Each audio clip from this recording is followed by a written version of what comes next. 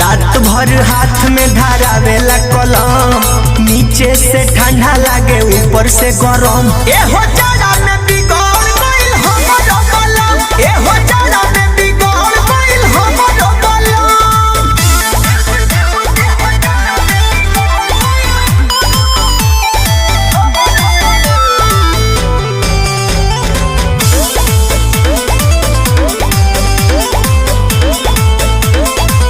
बुझेला अपना के बड़का पढ़ाकू, सांझोते से जिया पवन जाला डाकू।